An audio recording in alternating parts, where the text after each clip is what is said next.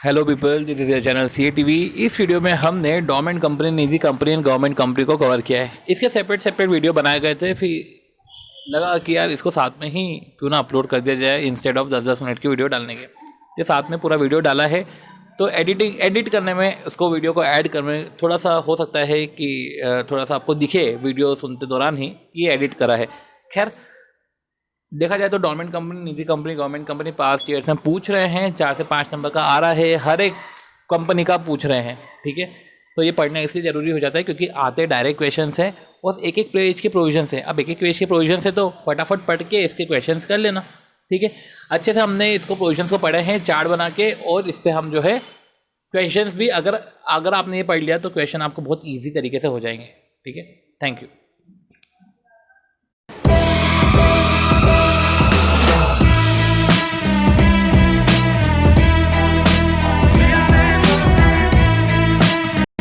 तो dormant company के respect में बात करें तो डोरमेंट कंपनी में कंपनी या तो खुद रजिस्ट्रार को अप्लाई कर सकती है to be a dormant company, ये है ऑप्शन ए। और ऑप्शन बी ये है कि रजिस्ट्रार सुओ मोटो जो है डोरमेंट कंपनी को नोटिस दे सकता है to be a dormant company. ठीक है, अब मीन्स कि देखो कंपनी खुद भी अप्लाई कर सकता है, या देखो MSc1 में अप्लाई कर दिया रजिस्ट्रार को कि मुझे डोरमेंट कंपनी बनना है, या तो रजिस्ट्रार अगर तुमने 2 फाइनेंशियल ईयर तक प्रीसीडिंग 2 फाइनेंशियल ईयर तक अगर आपने कंसेक्यूटिव 2 फाइनेंशियल ईयर तक आपने फाइनेंशियल स्टेटमेंट या एनुअल रिटर्न जो है फाइल नहीं करे, फाइनेंशियल स्टेटमेंट और एनुअल रिटर्न अगर आपने फाइल नहीं करे, तो रजिस्ट्रार खुद ही आपको नोटिस दे देगी डोरमेंट कंपनी के रिस्पेक्ट में और आपका नाम रजिस्टर कर देगी इन द डोरमेंट कंपनी। ठीक है, तो बात आती है कि जब कंपनी को ठीक है कंपनी अप्लाई करी डोरमेंट कंपनी के रिस्पेक्ट में, तो सबसे पहले कंपनी में या तो स्पेशल रिजोल्यूशन पास हो गया हो जनरल मीटिंग में, या स्पेशल रिजोल्यूशन पास नहीं हुआ पर नोटिस सारे शेयर होल्डर को चले गया है और कंसेंट एटलीस्ट 3/4 इन वैल्यू का आ गया है। या तो स्पेशल रिजोल्यूशन पास करा लो, या तो notice send to shareholder and consent of at least 3/4 in value has been obtain. तो ऐसे केस में MSc1 रजिस्ट्रार को देंगे, रजिस्ट्रार 2 सर्टिफिकेट इशू करेगा, और जब सर्टिफिकेट इशू करेगा तो रजिस्ट्रार जो है रजिस्टर मेंटेन करेगा ऑफ डोरमेंट कंपनी, और डोरमेंट कंपनी के रजिस्टर में उसका नाम लिख देगा। और इनफैक्ट नाम स्ट्राइक ऑफ भी हो सकता है अगर डोरमेंट कंपनी के बाद भी अगर आपने कंप्लायंस रिक्वायरमेंट नहीं करी, तो वो हम तब देखेंगे, समझेंगे उसको, आगे हम समझेंगे। एक पेज के 2 नोट से इसको भी देख लेते हैं। अब कंपनी की बात करें तो डोरमेंट कंपनी कौन होती है? Company form as per companies act held for future project. जैसे कि कंपनी इस ऑब्जेक्टिव के लिए बनी है, company incorporated for future project. जैसे कि आपको क्वेश्चन में दिखेगा, पहले ये पढ़ लेते हैं कि company incorporated for future project और company incorporated to hold asset और इंटेलेक्चुअल प्रॉपर्टी। तो company incorporated for future project या company incorporated to hold asset और इंटेलेक्चुअल प्रॉपर्टी। जैसे कि फ्यूचर प्रोजेक्ट के रिस्पेक्ट में आपको ऐसे एग्जाम्पल दिखेंगे कि company has a unique business idea emerging from research and development in a new area, कि कंपनी ने रिसर्च एंड डेवलपमेंट करा इन न्यू एरिया में और company has unique business idea. ठीक है, कंपनी का कुछ यूनिक बिजनेस आइडिया है और कंपनी इनकॉर्पोरेट हो गई है। ठीक है, तो रिसर्च एंड डेवलपमेंट करा, कुछ यूनिक बिजनेस आइडिया आया, आगे प्रोजेक्ट को एग्जीक्यूट करना है, कंपनी बना ली। जैसे कि एक और, company was incorporated for supply of solar panel for the emerging project of government for construction of highways. Government का इमर्जिंग प्रोजेक्ट है कि वो हाईवेज बिल्ड कर रही है और कंपनी इनकॉर्पोरेट हो गई सोलर पैनल। सो इस तरीके से जो है हमने ये समझा है कि फ्यूचर प्रोजेक्ट क्या होता है। तो company form as per the companies act, ठीक है, company incorporated for future project और टू होल्ड असेट और इंटेलेक्चुअल प्रॉपर्टी। ये पहली चीज़ हो गई। दूसरा पॉइंट क्या है? दूसरा पॉइंट ये है कि and there is no significant transaction, मतलब कि company incorporated for future project और इनकॉर्पोरेटेड टू होल्ड असेट और intellectual property and there is no significant transaction, कोई सिग्निफिकेंट ट्रांजेक्शन नहीं है। ठीक है, तो ऐसे केस में ये कंपनी जो है डोरमेंट कंपनी बन सकती है। दूसरी टाइप की कंपनी होती है इनएक्टिव कंपनी। वो इनएक्टिव कंपनी भी डोरमेंट कंपनी हो सकती है।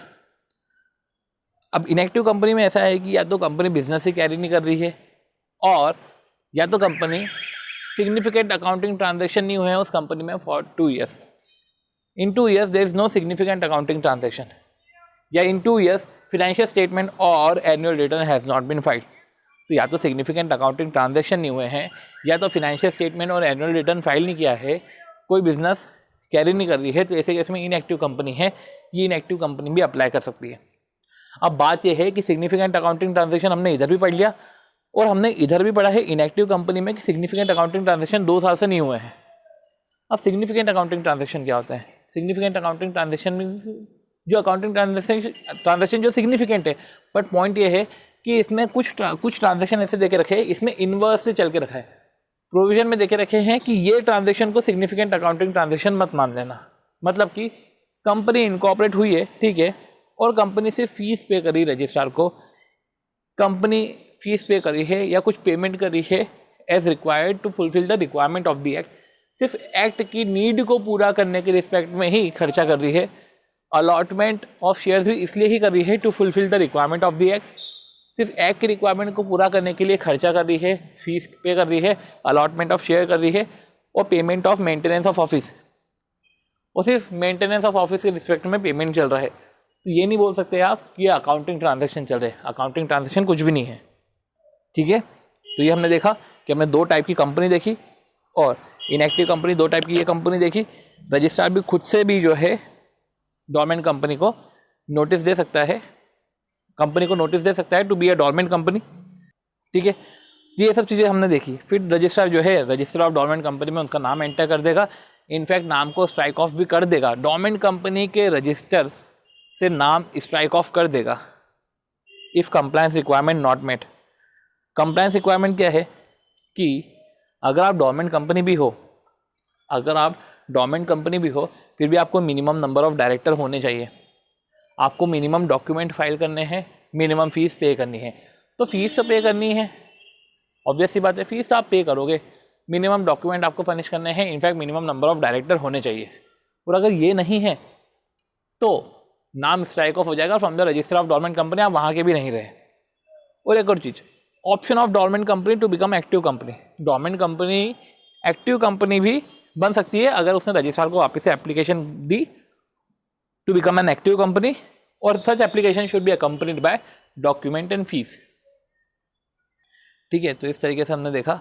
और साथ ही साथ कुछ एक पॉइंट है कि अगर कभी proposal of appointment of independent director, मतलब कि एक क्वेश्चन में था कि डोरमेंट कंपनी ने इंडिपेंडेंट डायरेक्टर अपॉइंट किया, तो अपने को लिखना पड़ेगा कि यार इंडिपेंडेंट डायरेक्टर अपॉइंट किया, वैसे तो इंडिपेंडेंट डायरेक्टर की नीड नहीं है, क्योंकि प्रोविजन में बोला ही नहीं है कि dormant company should have independent director, ठीक है। जनरली इंडिपेंडेंट डायरेक्टर अपॉइंट तब करते हैं जब प्रोविजन में बोला के रखा हो।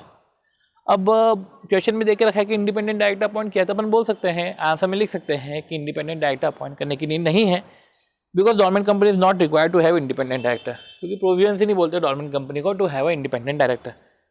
सो इस तरीके से हमने जो है फटाफट डोरमेंट कंपनी का भी रिवीजन कर लिया है, जिसमें हमने दोनों टाइप की कंपनीज के बारे में बातचीत कर ली है। स्पेशल रिजोल्यूशन पास कर लेगी, शेयर होल्डर को नोटिस दे देगी, कंसेंट मिल जाएगा 3/4 इन द वैल्यू।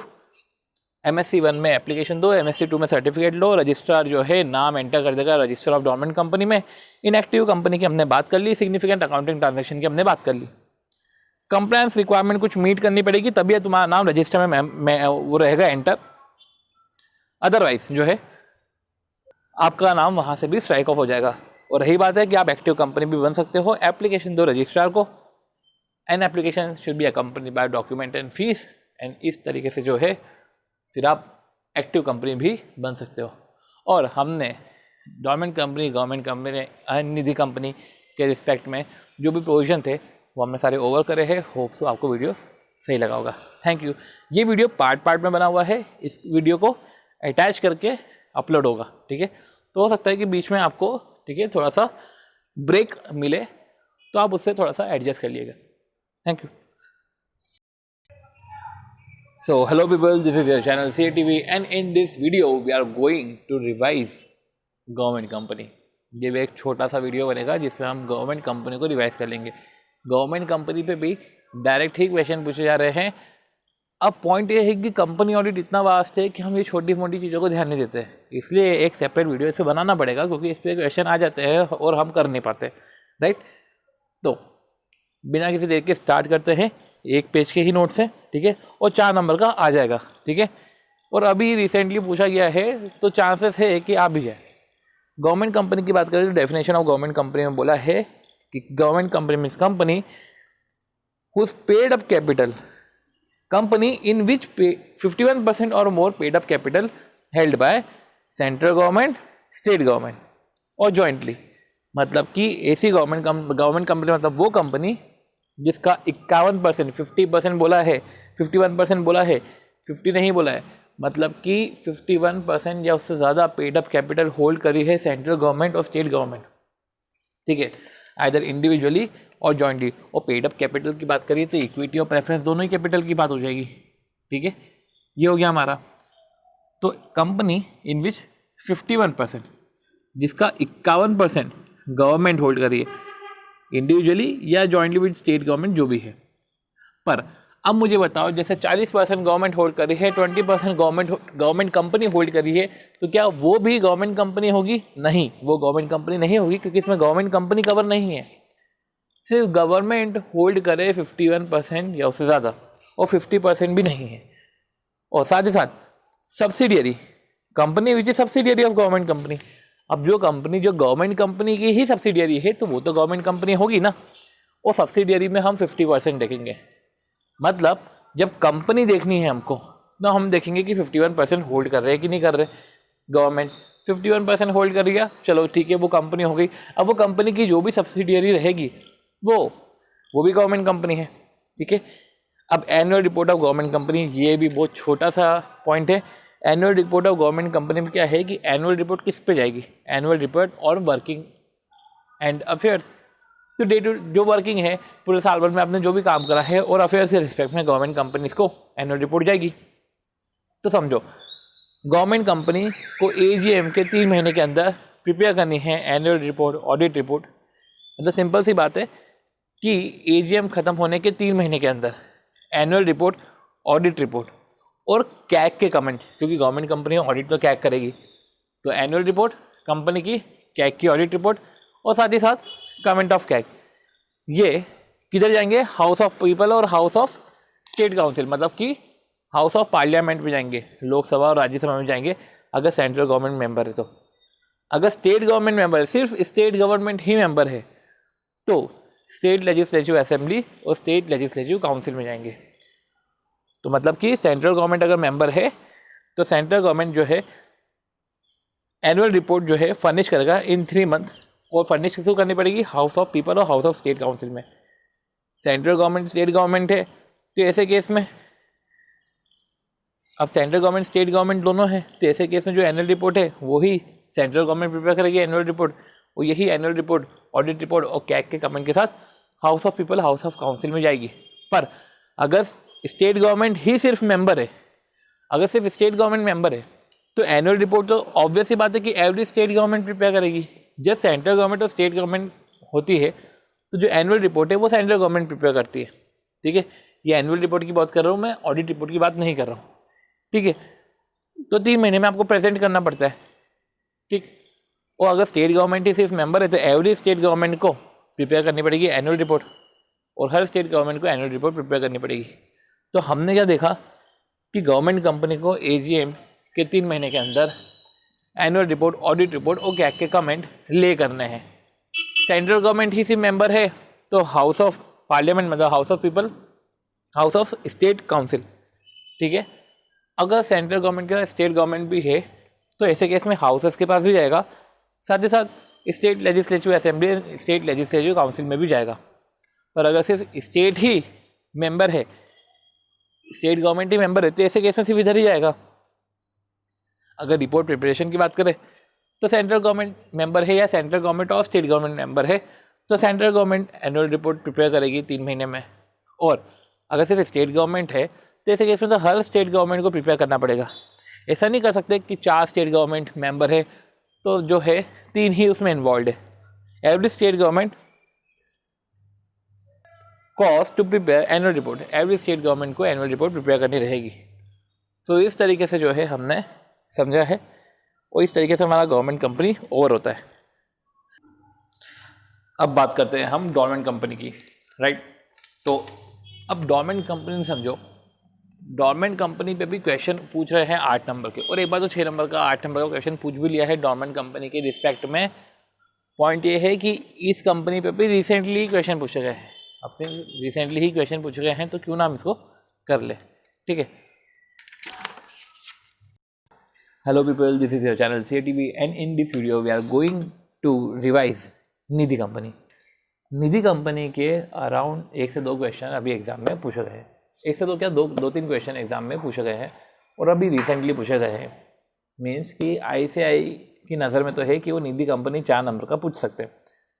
4 नंबर का पूछेंगे, डायरेक्ट क्वेश्चन पूछेंगे, 1 पेज के तो नोट्स है। ठीक है, ये पूरा 1 पेज के नोट्स है, फटाफट इसको ख़त्म करते हैं। ठीक है, ईजी है, इस पर डायरेक्ट क्वेश्चन है, कहाँ से क्वेश्चन आए गए हैं वो भी हम देख लेंगे। ठीक है, और इस तरीके से हमारा वीडियो ओवर हो जाएगा। बहुत ही छोटा वीडियो बनेगा, ये फिर एग्ज़ाम टाइम पे हेल्प करेगा कि आपने 10-1 मिनट निकाल के आपने देख लिया।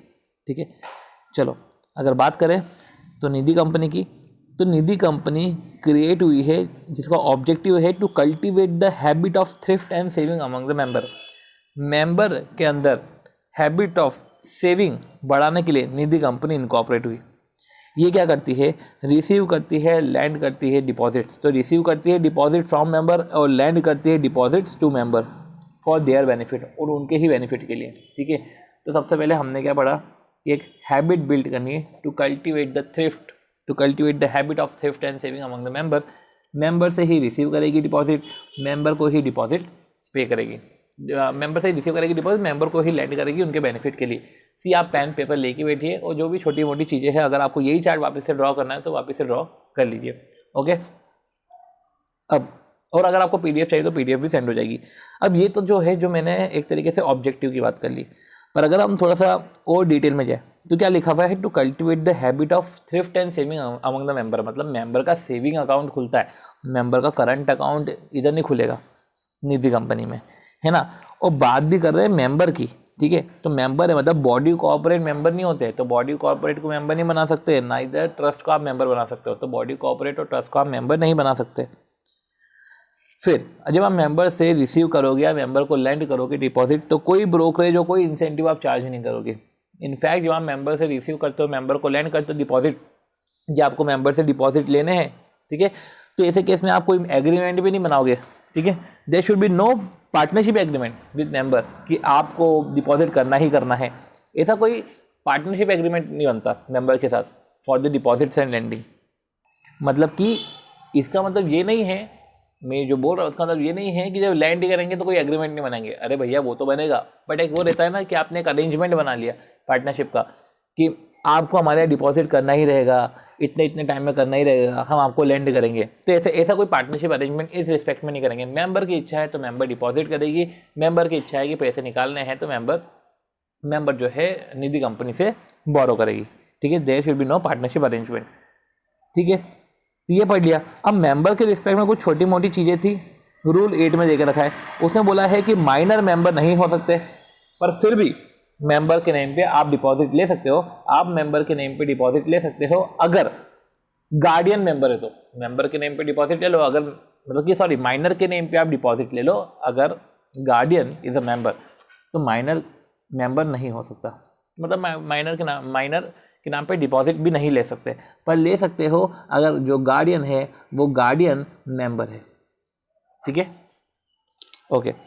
अब कुछ एग्जाम्पशन की बात है, निधि कंपनी को एग्जाम्पशंस भी दी जाती है। तो देखो ऐसे केस में क्या होता है कि central government draft notification issue करती है ईच हाउस ऑफ पार्लियामेंट में for 30 days, each house of parliament में 30 डेज के लिए। ठीक है, ड्राफ्ट नोटिफिकेशन रेज करती है, ड्राफ्ट नोटिफिकेशन सबमिट करती है।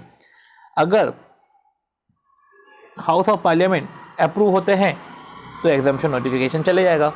अगर दोनों हाउस ऑफ पार्लियामेंट डिसअप्रूव होते हैं तो एग्जाम्पशन नोटिफिकेशन नहीं जाएगा। अगर दोनों हाउस ऑफ पार्लियामेंट चाहते हैं कि ये मॉडिफाई हो जाए नोटिफिकेशन, तो एग्जाम्पशन नोटिफिकेशन भी अपने अकॉर्डिंग मॉडिफाई हो जाएगा। ठीक है, तो हाउस ऑफ पार्लियामेंट में ड्राफ्ट नोटिफिकेशन जाता है, देन हाउस ऑफ पार्लियामेंट ही उसको अप्रूव डिसअप्रूव मॉडिफाई करती है। ठीक है, अब पॉइंट ये है कि अगर एक हाउस ऑफ पार्लियामेंट ने हाँ करा, एक ने ना करा, तो ऐसे केस में नल हो जाएगा। ठीक है, चलो तो इस पे वैसे भी रिस्पेक्टिव क्वेश्चन तो आते नहीं है, वो तो छोटी मोटी क्लैरिकल बातें थी जो हमने इधर डिस्कस कर ली। ठीक है। अब कुछ छोटी मोटी निधि कंपनी के इनकॉर्पोरेशन मैटर्स की बात है रूल 4 में कि ये पब्लिक कंपनी होती है, इनका paid up equity capital 5 crore या उससे ज़्यादा होना चाहिए। पर नेट ओन्ड फंड की बात करें, नेट ओन्ड फंड 10 लाख या उससे ज़्यादा होना चाहिए। देखो समझो क्या बोला है, पेड अप इक्विटी कैपिटल, इनका minimum paid up equity capital जो है वो 5 लाख या उससे ज़्यादा होना चाहिए।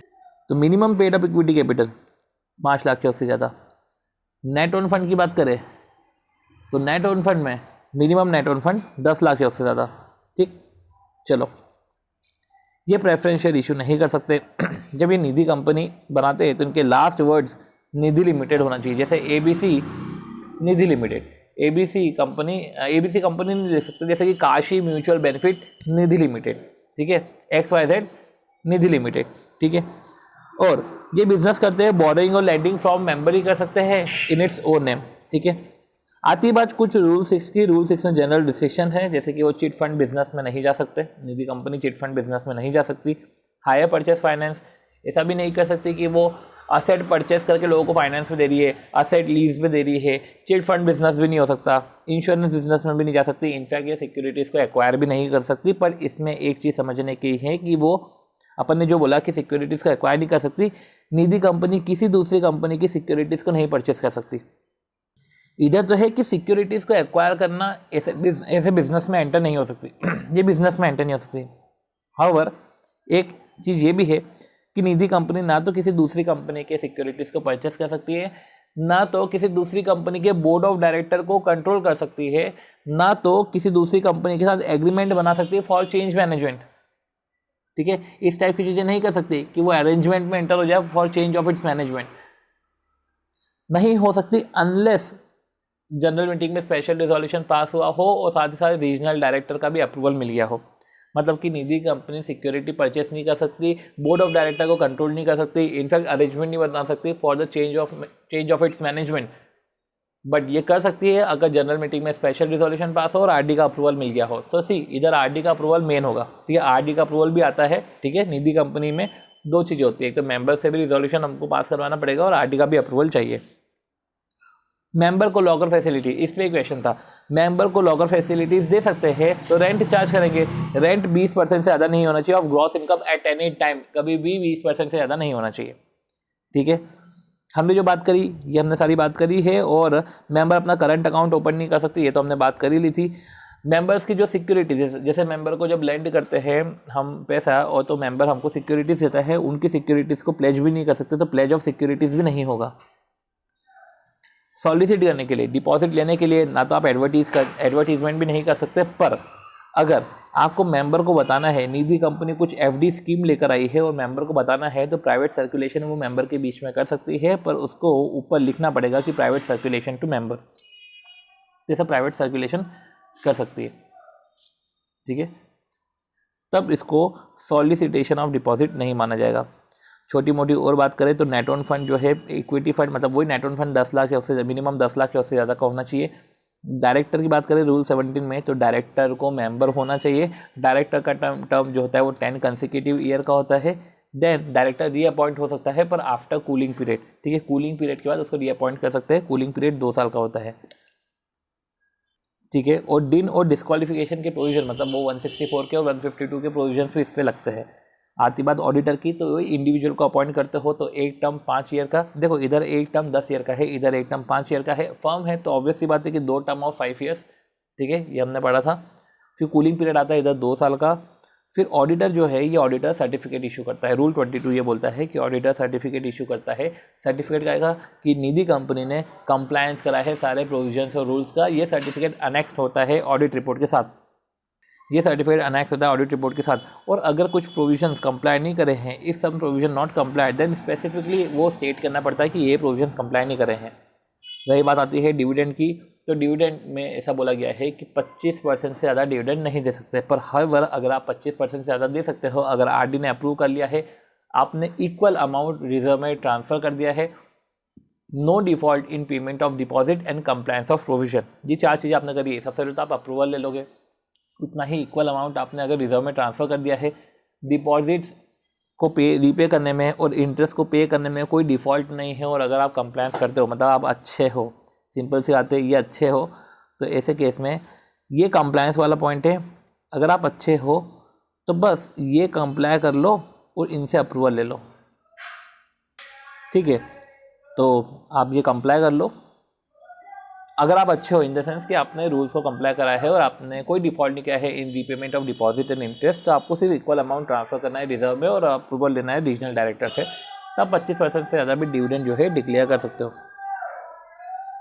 तो हमने जो है फटाफट निधि कंपनी को ओवर कर दिया है। देखो हमने ऊपर एग्जाम्पशन नोटिफिकेशन के रिस्पेक्ट में बात करी थी कि central government exemption notification issue कर देता है, ठीक है। वो हाउस ऑफ पार्लियामेंट को ड्राफ्ट नोटिफिकेशन भेजता है, देन वहाँ से परमिशन आती है, तो उस हिसाब से एग्जाम्पशन नोटिफिकेशन जाता है। निधि कंपनी को एक हैबिट ऑफ थ्रिफ्ट और सेविंग डेवलप करनी है मेंबर के रिस्पेक्ट में। फिर हमने ये भी देख लिया था कि कोई करंट अकाउंट ओपन नहीं होता है, कोई पार्टनरशिप एग्रीमेंट नहीं रहता है, मेंबर है तो बॉडी कॉर्पोरेट और ट्रस्ट नहीं है, और कोई ब्रोकरेज जो इंसेंटिव पे नहीं करेंगे जब वो मेंबर से डिपॉजिट ले रहे हैं या मेंबर को डिपॉजिट दे रहे हैं। तो माइनर मेंबर नहीं होता है, माइनर के नाम पे डिपॉजिट नहीं ले सकते, पर अगर आपका लीगल गार्डियन वहाँ का मेंबर है तो डिपॉजिट ले सकते हैं। इनकॉर्पोरेशन मैटर के रिस्पेक्ट में भी हमने बात कर ली थी, जिसमें paid up equity capital 5 lakh था, प्रेफरेंस शेयर इशू नहीं करेंगे। इधर नेट ऑन फंड हमारा 10 लाख या उससे ज़्यादा का होना चाहिए। कोई भी chit fund business, hire purchase business, leasing, finance, insurance या एक्विजिशन ऑफ सिक्योरिटीज़ में एंटर नहीं हो सकते, इस टाइप के बिजनेस में एंटर नहीं हो सकते। पर हाँ, निधि कंपनी परचेज कर सकती है सिक्योरिटीज़, और यूँ तो नहीं कर सकती परचेज सिक्योरिटीज़, पर हाँ अगर परचेज सिक्योरिटीज़ या बीओडी को कंट्रोल नहीं कर सकती है तो ना तो ऐसा कोई एग्रीमेंट बना सकती है of change in management of change in the management of another company, unless अगर स्पेशल रिजोल्यूशन जनरल मीटिंग में पास हुआ हो, साथ ही साथ रीजनल डायरेक्टर की अप्रूवल भी लगेगी। कोई एडवर्टीजमेंट नहीं दे सकते, पर प्राइवेट सर्कुलेशन मेंबर्स को कर सकते हैं। लॉकर का रेंट है तो रेंट 20% ऑफ ग्रॉस इनकम से ज़्यादा नहीं होना चाहिए। डिविडेंड की बात करें तो डिविडेंड 25% से ज़्यादा नहीं होना चाहिए, पर अगर ज़्यादा हुआ तो आरडी का अप्रूवल लगेगा। कंप्लायंस कर देना प्रोविजंस का, और प्रोविजंस का कंप्लाई करने के बाद कोई डिफॉल्ट नहीं होना चाहिए in the deposits and equal amount should be transfer to general reserve. Auditor certificate की बात करी कि ऑडिटर सर्टिफिकेट इशू करता है ऑफ कंप्लायंस ऑफ प्रोविजंस की निधि कंपनी ने जो है प्रोविजंस का कंप्लाई करा है, और यही रिपोर्ट में अनेक्स कर देंगे। फिर डायरेक्टर का टर्म 10 साल का होता है, कूलिंग पीरियड 2 साल का होता है। वैसे ही ऑडिटर का इंडिविजुअल में 5 साल का टर्म होता है, और पार्टनरशिप फर्म में 2 टर्म ऑफ 5 ईयर्स, पर डायरेक्टर में एक ही टर्म होता है 5 साल का। तो इस तरीके से हमने छोटी मोटी बहुत सारी चीज़ें पढ़ ली है, और इस तरीके से हमने निधि कंपनी ओवर कर दिया है। होप सो ये क्विक वीडियो में आपका ट्वाइस रिवीजन हो गया होगा। अब मिलते हैं हम हमारे नेक्स्ट वीडियो में। बाय।